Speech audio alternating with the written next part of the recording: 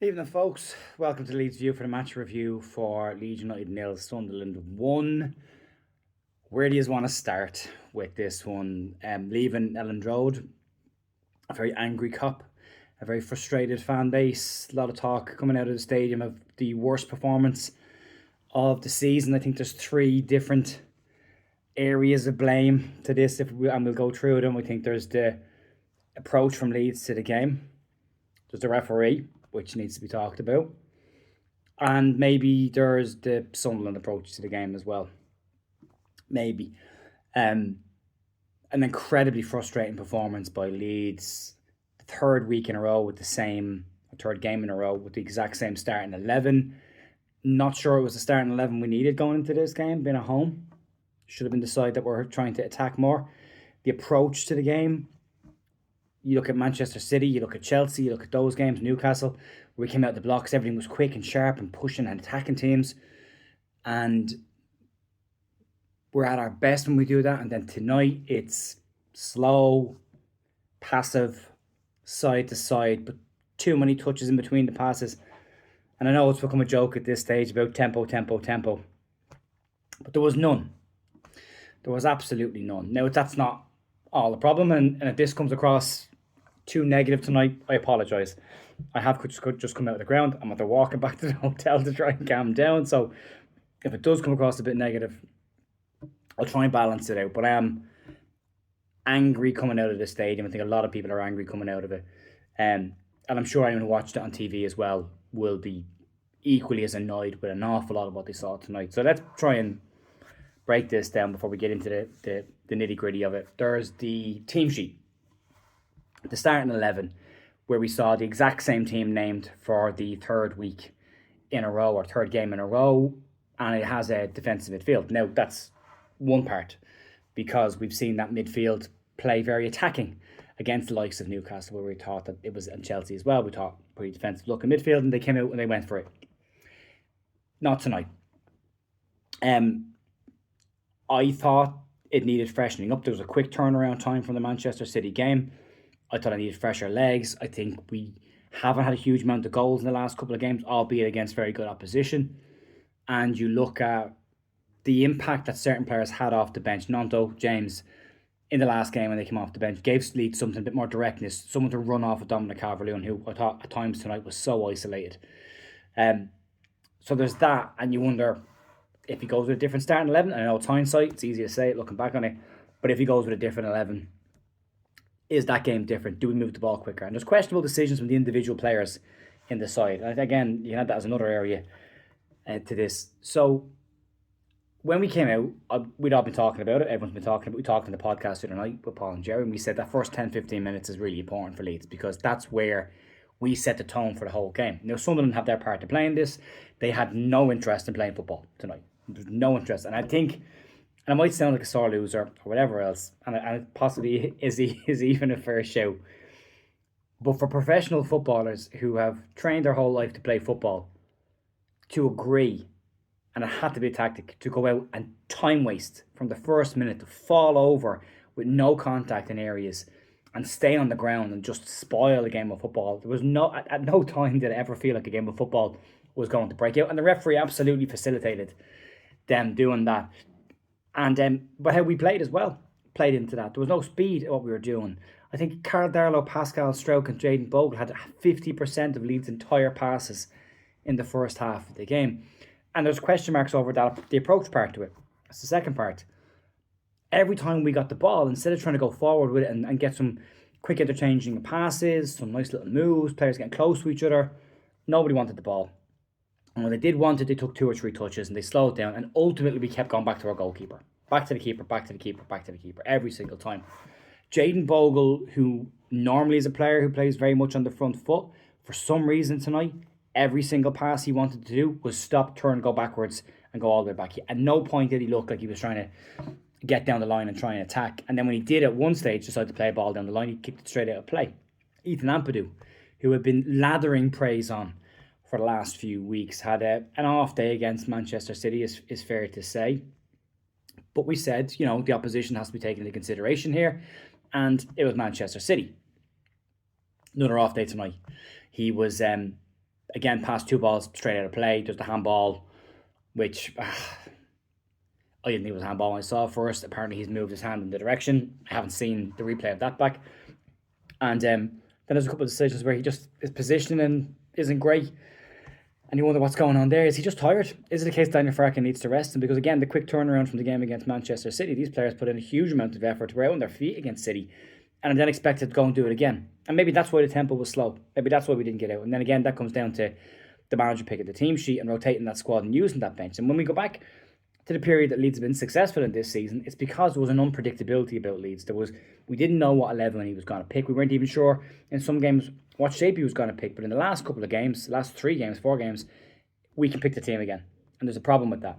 There's a predictability about it again. And maybe we're getting a bit complacent and maybe this shocks us out of that. And we get a slightly different approach going into the next set of games after the FA Cup game against Norwich this weekend. It gives players again a chance to stake a claim for a place in the starting 11. So that's those two. The approach to the game, too slow, too passive, not aggressive enough, didn't create enough, didn't do enough in the game. I know I think Bial has a chance near the end of the game. I had a big pole in front of me, so I wasn't exactly sure if it hit the post or it was saved, but I think there's that chance in the end. He should be starting games for me, not just from a defensive perspective, but also from an offensive perspective. He gives an awful lot from set pieces. He's a problem to deal with. And as good as James Justin has been, I think our best three is Stroke, Bial, and Joe Rodon, whose kneecap is offside, I believe, for the goal that he scored, which is a real shame. Then there is the Sunderland approach to the game, which was, well, they're missing a ton of players, and they set out to spoil the game. They set out to stop Leeds from playing, and they did a good job of that. So from their perspective, well done. From a footballing spectacle perspective, horrendous to watch. Absolute dog shit to watch of a game of football. It was a really poor game of football to watch. At no point did they had to have any interest in trying to get involved in a game of football. And they get a goal from a penalty, and maybe we gift them a little bit again. I haven't seen the penalty, the handball back. And then there's the other side to this, which is the referee.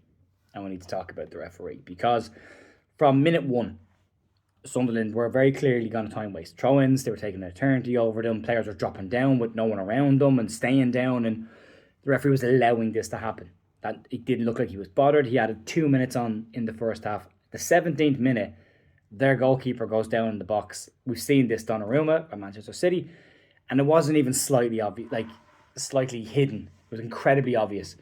The second he drops down, the referee looks at him, the entire squad run to the sideline. It's incredible chance of cheats rings around Elland Road, rightly so.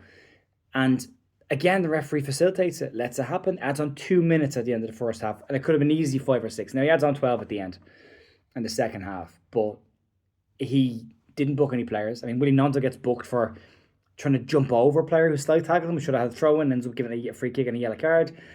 It took an eternity to book their players. Dominic Calvert-Lewin was getting bounced around the place in the first half and wasn't getting decisions. And their keeper, he did the whole, hand up in the air, 5 seconds left, and then went well beyond 5 before the keeper kicked the ball. So the referee, it's 2 weeks in a row. And we have to talk about one major incident, and that is the Pascal Stroke penalty show in the first half. And apparently VAR haven't intervened because they say it's not a clear and obvious error. When Luke O'Nien has both arms wrapped around Pascal Stroke's neck and drags him to the ground. Now, I've seen the clip from TNT Sports walking back, and Jermaine Beckford rightly is annoyed and said it's absolute nonsense that VAR don't get involved in this and think it's not a clear and obvious error. Steve McManaman tries to make a claim saying, well, there's a lot going on in the box. There wasn't in that situation. There wasn't a lot going on in the penalty area. And I don't feel sorry for the referee. It's 2 weeks in a row. Now we've had a referee dictate the course of the game through lack of action in the right areas. Now, the penalty against us can be a penalty against us, but we definitely should have had a penalty. And yeah, awful game from the referee. Didn't want to let the game get going. Again, played very much into Sunderland's hands. But putting all of that aside, if you wrap all that up, it's all valid. Wrap it up, put in the ball, put it over there. The other side to it is Leeds' performance just wasn't good enough tonight. We didn't create enough chances. We didn't put good enough crosses in the box. Our free kicks, our corners were terrible. We didn't put enough pressure on Sunderland. So whatever else, you still need the team on the pitch to go out and put in a performance, and they didn't. They were off the pace tonight. And again, maybe this all comes back to the manager. And it comes back to the team sheet and comes back to the fact that they just had a game against Man City. They played Aston Villa away from home. They've had a lot of games, that same 11 players. Maybe he should have freshened things up a little bit. But they looked tired. They didn't look like they had the energy in the legs. Anton Stack didn't look like the energy was in his legs tonight. And I thought Dan James and Willie Nanto, when they came on, were really, really good. I haven't seen the penalty back. It looked from where I was looking straight down the pitch.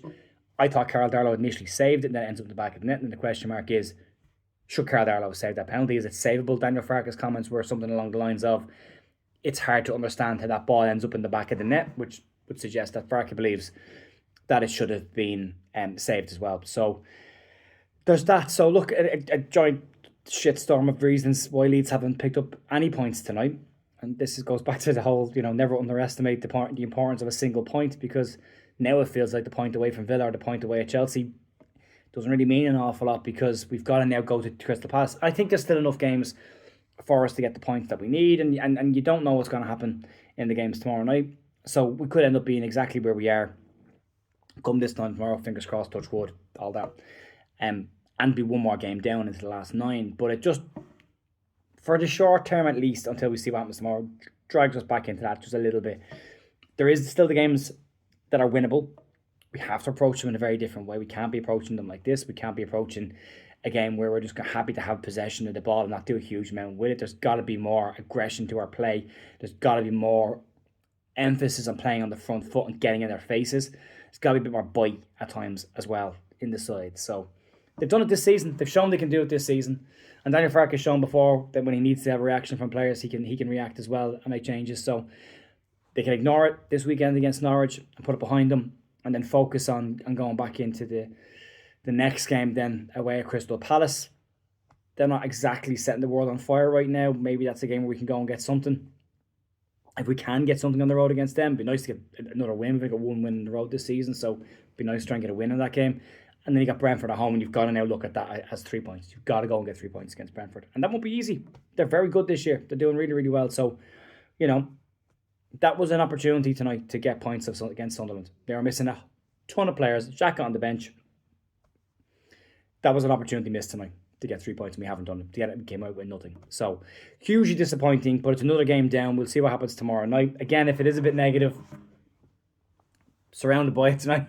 So, I have soaked it up, but I think we've got to be honest with some of the critiques, and I think I'm being generally fair without having seen the game back.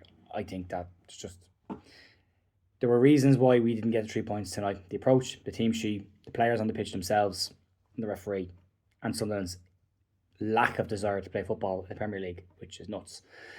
But they've managed to shithouse their way to a point, 3 points. So it is what it is. We'll have to dust ourselves off and go again. We'll get it out of our system at the weekend against Norwich, hopefully. And then we go into Crystal Palace and see if we can get some results. We have the podcast out tomorrow night. Myself, Paul, will be having a bit of a debrief of what's happened tonight, and likely try and vent and get this out of our system. We've seen it again in a calmer state. We have the news out tomorrow once I get back into the house from Leeds and leaving here like 7 o'clock in the morning. So should be back in plenty of time to get a news video out. So outside that, folks, look, enjoy the rest of your evening. Let's try and put this one behind us and move on. And we'll see where we go from here. Enjoy yourselves. Have a nice evening. I'll talk to you tomorrow. See you later. Bye.